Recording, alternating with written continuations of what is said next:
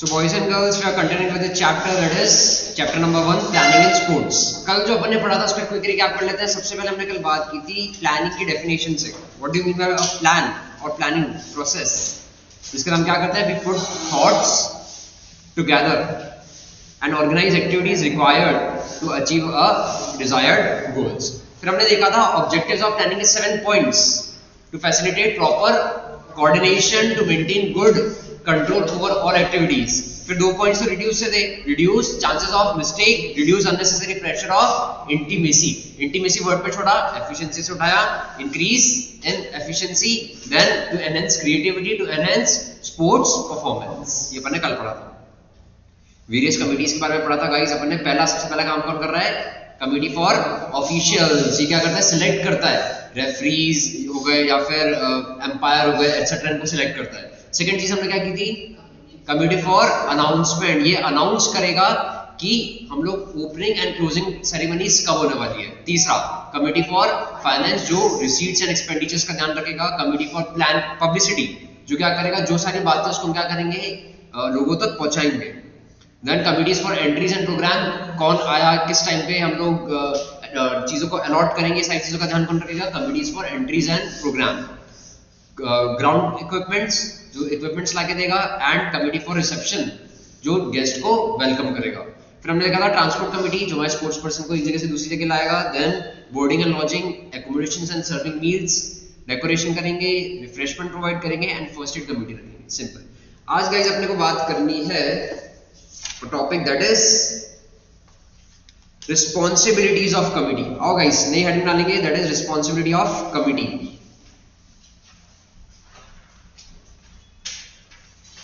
तो नई कॉपी बना ले, आज तो दूसरा दिन है.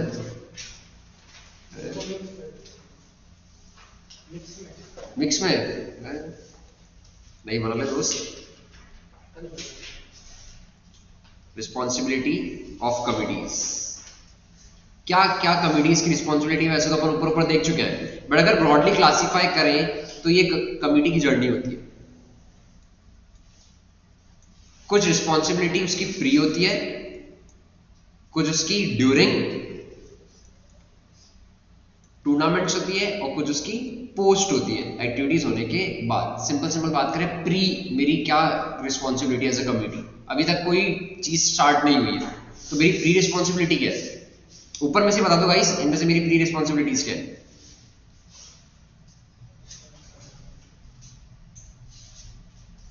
ऑफिशियल सेलेक्ट करना मेरी प्री रिस्पॉन्सिबिलिटी है. अनाउंसमेंट करना, लोगों तक पहुंचाना, मेरी प्री रिस्पॉन्सिबिलिटी है. फाइनेंस जो मेरे पास आ गया है, उसको मेरे को एक budget banana, that is also my pre. During मेरे को क्या करना पड़ेगा कि मेरे इक्विपमेंट्स प्रॉपर है या नहीं है, या फिर जो मेरे टाइम मैंने डिसाइड किया वो प्रॉपर है या नहीं है. ये सारी चीजें मेरी ड्यूरिंग हो गई. और आफ्टर पोस्ट में तो एक सिंपल है, जो जीता उसको मुझे आप प्रोवाइड करेंगे प्राइसेस एंड मेडल्स प्रोवाइड करेंगे. तो लिखना स्टार्ट करते हैं. प्री एंड पोस्ट को बाइफरकेट कर लेते हैं और इधर ही पॉइंट्स डाल देते हैं.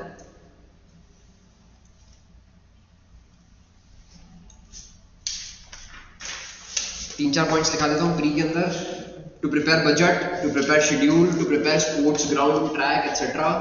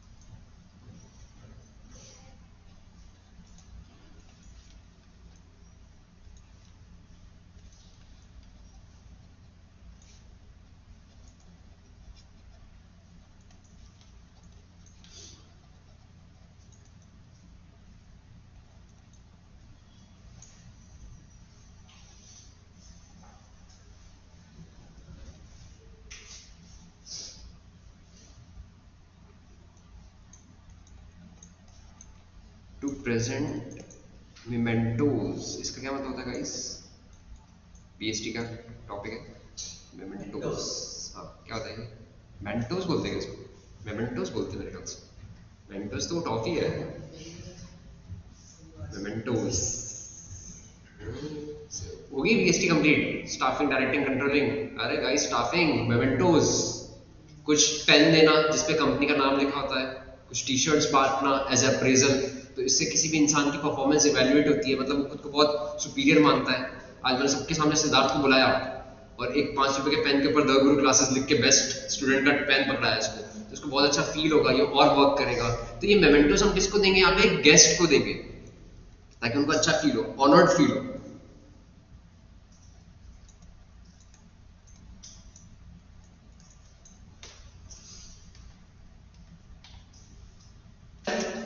दैट इज टूर्नामेंट, हेडिंग डाल देंगे। और सबसे इंपॉर्टेंट टॉपिक है ये इस पूरे चैप्टर का।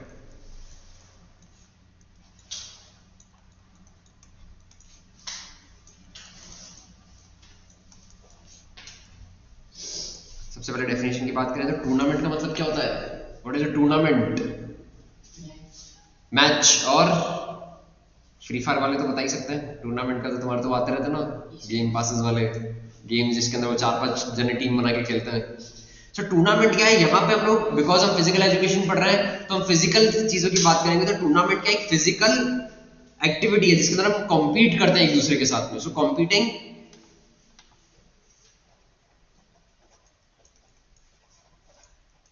competing in physical activities.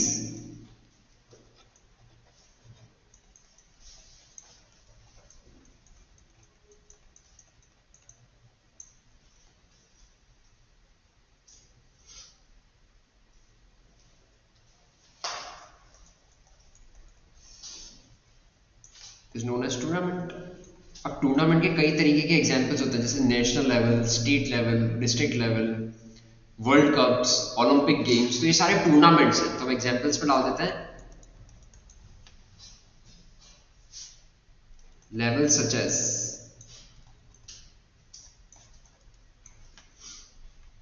Zonal,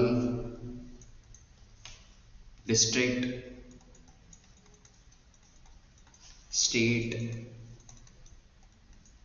national, etc. Organized such as World Cup,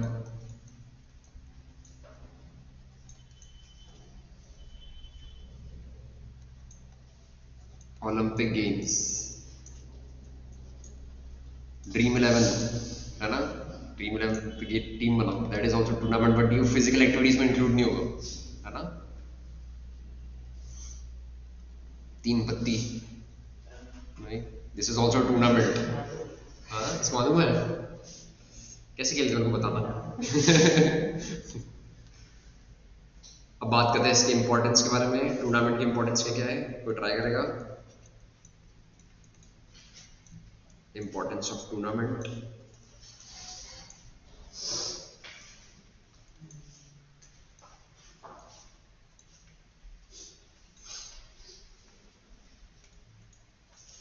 develops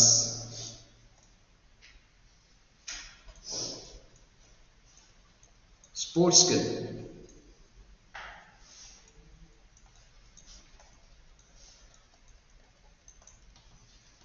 एक स्पोर्ट्स पर्सन के लिए टूर्नामेंट होना बड़ा जरूरी है, तभी वो आजमा पाता है कि उसकी स्किल्स किस तरीके की है। दोस्तों एक पिक्चर आई थी, इसका नाम है सुल्तान, है ना। तो जब वो टूर्नामेंट में जाता है तो उसको पता चलता है, एक बार वो पहले हारता है देखने के लिए कि वो उसकी कैपेबिलिटीज कितनी है। तो जब तक आप टूर्नामेंट्स में पार्टिसिपेट नहीं करोगे आपको आपकी एग्जिस्टिंग स्किल्स का पता नहीं लगेगा। सेकंड, इसके अंदर नहीं लिखाऊंगा, ऊपर से पॉइंट्स पे बात करेंगे। Propaganda of sports.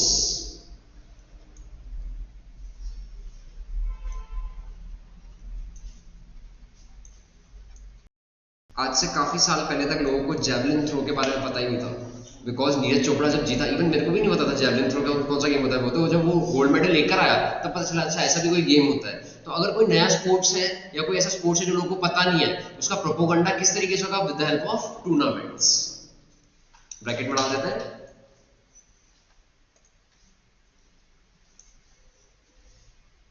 Helps in recognising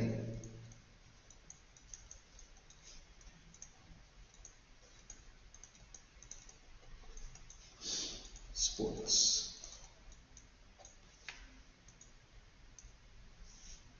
Third one,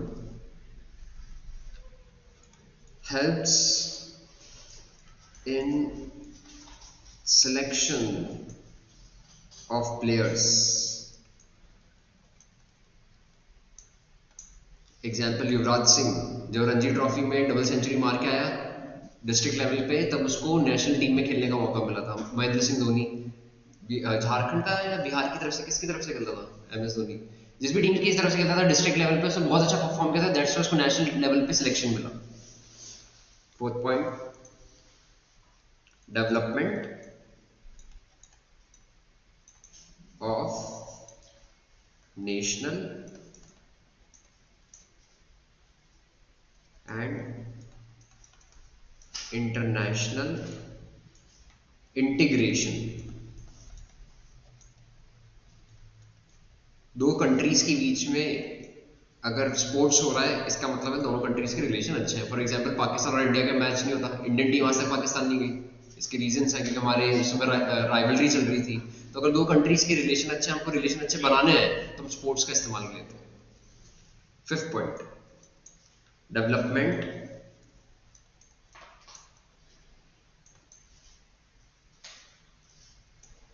of social quality. अगर आप स्पोर्ट्स पर्सन हो तो आपके अंदर कुछ सोशल क्वालिटीज आ जाती है, जैसे ब्रदरहुड, भाईचारा आ जाता है,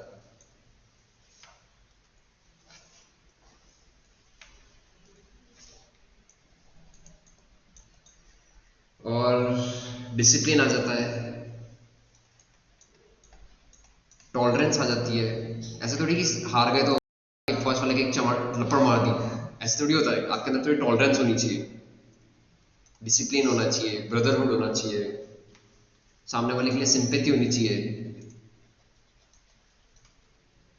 व्हील चेयर पे खेलना है तो व्हील चेयर हटा दी, किले भाग के दिखा, ये सब नहीं होना चाहिए। You should have some sympathy. Sixth, source of recreation.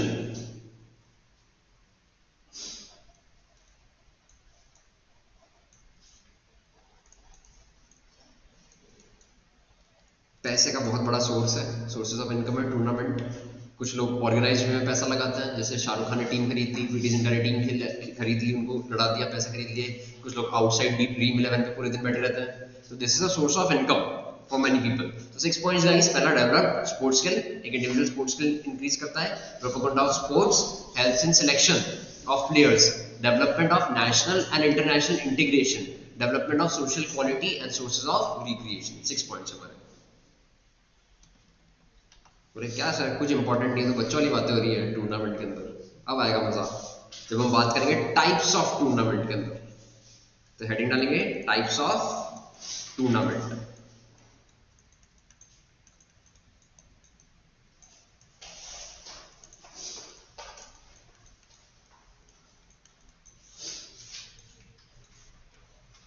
दोस्तों 4 टाइप्स के बारे में अपन बात करेंगे।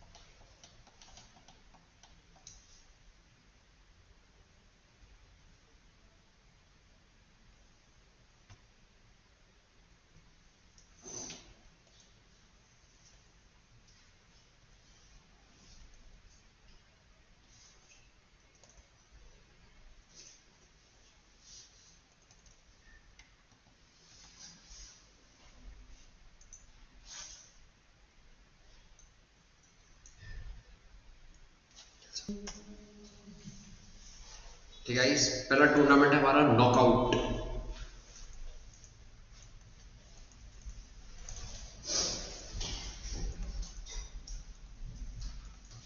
सेकंड है हमारा लीग टूर्नामेंट।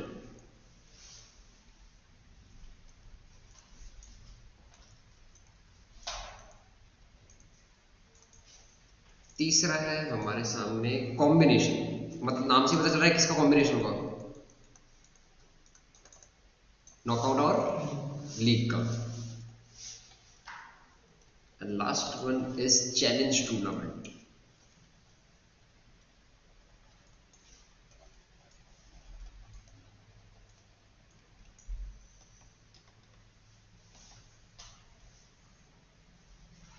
नॉकआउट टूर्नामेंट बहुत इजी है, नाम से पता चल रहा है कोई ट्राई कर रहा है नॉकआउट टूर्नामेंट। अगर तुमने कहीं सुना हो एमएमए, बॉक्सिंग, वेरी गुड। आपने जिसने लड़ाई करी, मैंने अयान और सिद्धार्थ की लड़ाई कराई मुक्केबाजी में, ठीक है, अयान ने एक मुक्का मारा, सिद्धार्थ नीचे गिर गया, कौन जीता? अयान। अब अयान की नेक्स्ट लड़ाई किससे होगी? सक्षम से। सक्षम और अयान की लड़ाई हुई, सक्षम ने एक मुक्का मारा, अयान गिर गया। अब कौन किसकी लड़ाई होगी? देव की और सक्षम की। अब व्हाट हैपेंस टू सक्षम एंड अयान? ये एलिमिनेट हो गए क्योंकि इनको और चांसेस नहीं मिलेंगे। तो इन नॉकआउट टूर्नामेंट आपको सिर्फ एक बार मौका मिलेगा, अगर आप उसके अंदर हार गए तो आप डिस्क्वालीफाइड हो, सिंपल। तो इस बात को लिख लेते हैं नॉकआउट टूर्नामेंट के अंदर। सिद्धार्थ गुस्से में आ रहा है, बोले मैं नहीं मार खा सकता अयान से।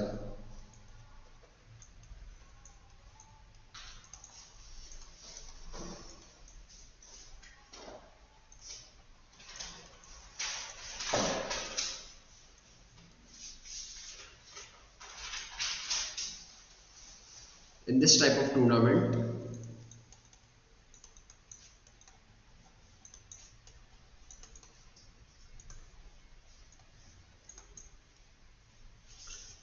a team which is defeated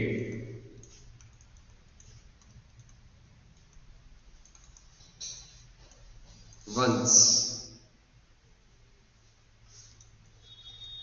gets automatically eliminated.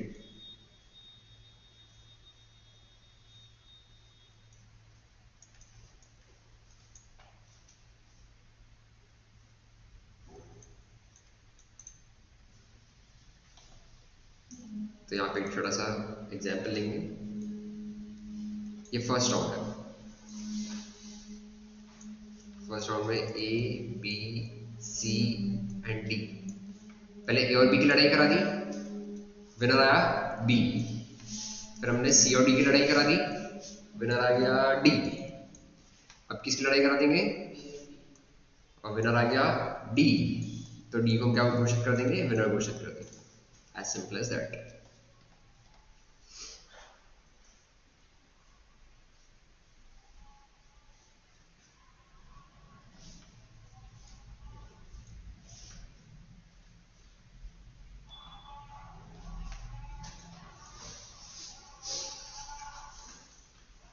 अब दोस्तों क्या एडवांटेजेस हैं और क्या डिसएडवांटेजेस हैं? अगर एडवांटेज की बात करें तो क्या एडवांटेज हो सकता है नॉकआउट का?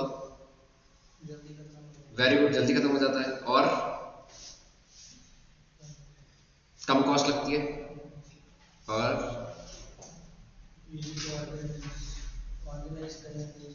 ऑर्गेनाइज करने में इजी है। जो लूजर होता है पहले निकल जाता है। अब इसके अपोजिट, इसके डिसएडवांटेजेस क्या हैं? आदमी को एक चांस और मिलना चाहिए जो उसको नहीं मिलता है, और कई बार ऐसा हो सकता है कि जो रियल विनर था वो तो एक मैच के बाद ही आउट हो गया, और जो लूजर था जो तुक्के से जीत रहा है वो जीत जाता है कई बार फ्लूक से। तो आओ दोस्तों इसके कुछ एडवांटेजेस एंड डिसएडवांटेजेस लिख लेते हैं। जैसे अगर तुम बॉक्सिंग को फॉलो करते हो तो अभी मैच हुआ था उसका माइक टायसन का और उसका जेक पॉल का, जिसमें जेक पॉल जीत गया था। स्क्रिप्टेड था वो मैच, बट स्टिल 56 इयर्स के आदमी से लड़ रहा है, वो भी 28 साल का। और जेक पॉल तो वैसे भी बॉक्सर है, यूट्यूबर है, तो फालतू लड़ा दिया उसको। Advantages of knockout.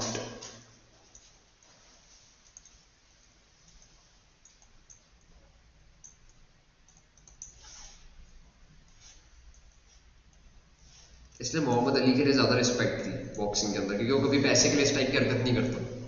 Mohammad Ali के एथिक्स ज्यादा थे, लेस एक्सपेंसिव, फर्स्ट पॉइंट। तो जेक पॉल को मेरे ख्याल से 450 करोड़, या माइक टाइसन को मिले थे? जेक पॉल, माइक टाइसन को कम मिले थे? फिर फालतू लड़ाई हुई उसने।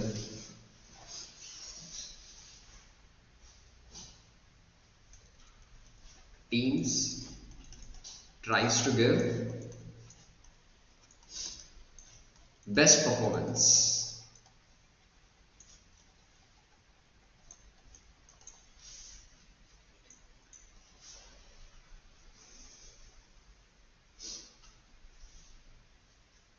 Less time consuming.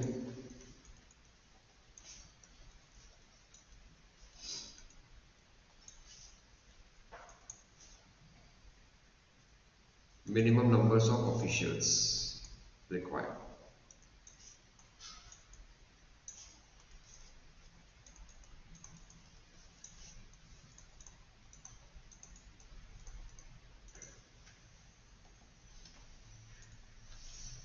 Disadvantages.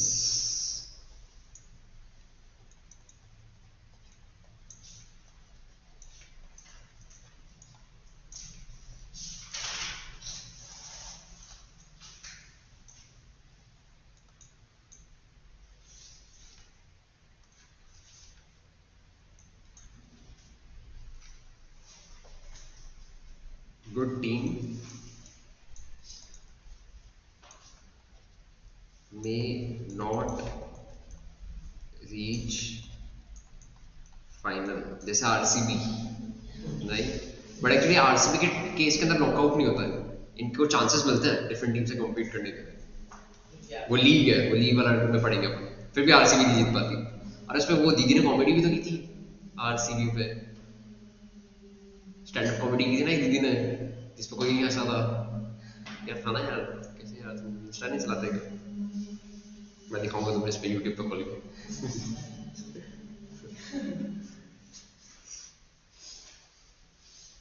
weak team may reach final.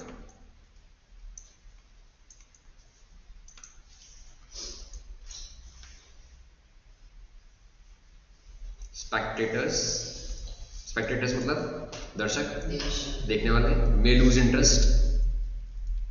सक्षम की फेवरेट टीम हार गई तो उसने आगे देखना ही बंद कर दिया। तो ये कुछ एडवांटेजेस हैं और ये कुछ डिसएडवांटेजेस हैं।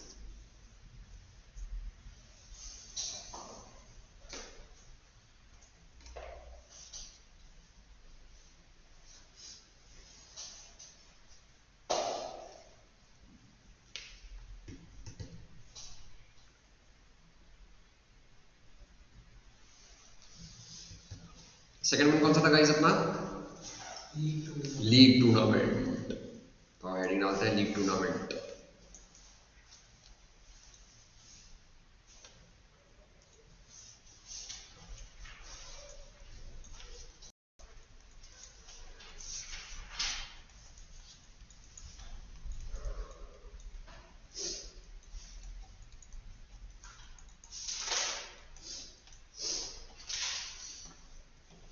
लीग टूर्नामेंट में क्या होगा, जब नॉकआउट में होता है कि जो हार गया वो हार गया, लीग टूर्नामेंट में हम उसको अपॉर्चुनिटी देंगे, एक राउंड और तेरे को आगे खेलने देंगे। एक नहीं, एक आदमी हर किसी से एक एक बार लड़ेगा। अब पहले अयान सिद्धार्थ से लड़ेगा, फिर अयान सक्षम से लड़ेगा, फिर अयान दिव्यांशु से लड़ेगा, और लड़ने के बाद जो रिजल्ट आएगा, अब सपोज कि 2 मैच में जीत गया, 1 मैच में हार गया, तो उसके 2 पॉइंट्स दिए। सिद्धार्थ तीनों में जीता इस बार, इसके अंदर बहुत गुस्सा था, तो तीनों में जीता, 3 पॉइंट्स लेकर आया। सक्षम 1 पॉइंट लेकर आया, दिव्यांशु लड़ाई नहीं करी। तो अब हम रैंकिंग करेंगे कि कौन जीता और कौन हारा, सिंपल। सो लीग टूर्नामेंट में हम डालेंगे, अच्छा इसको साथ में बोलते हैं लीग टूर्नामेंट, और एक बार दूसरे नाम से आ जाता है इसका राउंड रॉबिन, गोल बटल रॉबिन।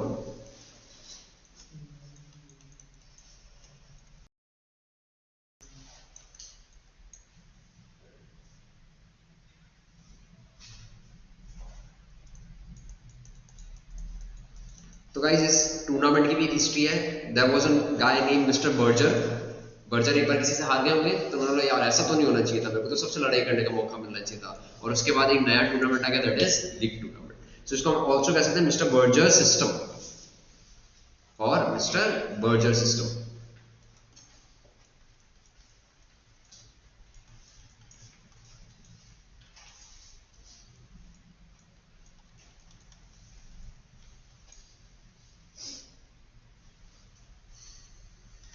अब इसके बारे में चंद पंक्तियां लिखा दें।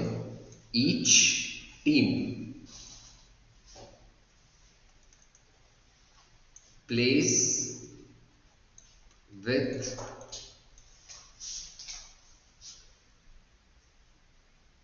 every other team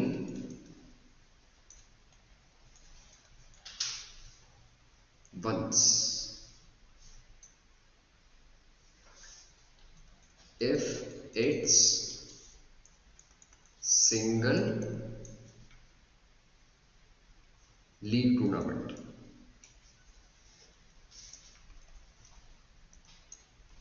और अगर ऐसा नहीं है तो उसको 2 बार लड़ने का मौका मिलेगा, that will be known as double league tournament.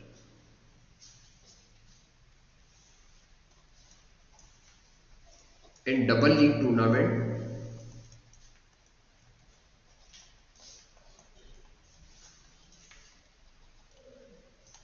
every other team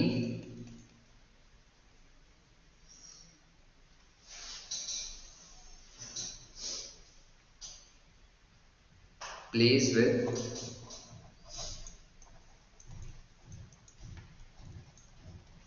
every team twice।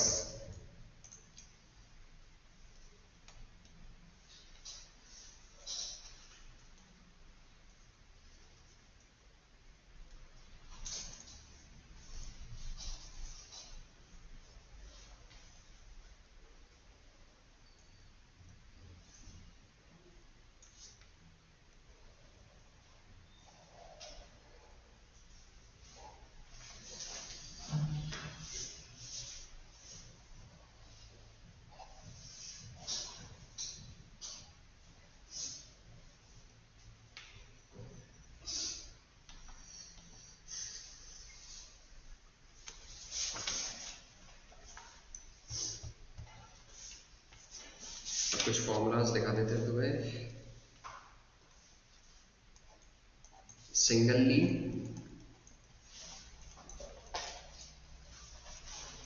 और डबल लीग।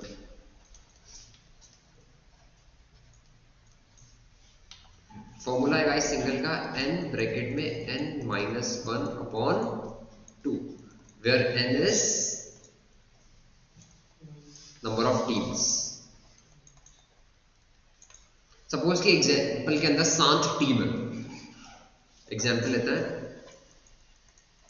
सपोज 7 टीम्स, तो n की जगह क्या आ जाएगा 7, फिर 7 -1/2, 7 -1 6, 7 6 42/2 कितना हो गया 21 मैचेस हो गए। तो कितने मैच खेले जाएंगे गाइस 21 मैच खेले जाएंगे, सिंपल। और डबल लीग टूर्नामेंट में अपना फॉर्मूला है n ब्रैकेट में n-1, नीचे का 2 नहीं होगा बस, बाकी सब सेम। तो सिमिलर एग्जांपल अगर नोटिस करें तो फॉर्मूला क्या है हमारा n-1, n कितना 7, देन 7 -1, 7 -1 6, 7 6 42। तो यहाँ पे कितने मैचेस खेले जा रहे हैं 42 मैचेस खेले जा रहे हैं।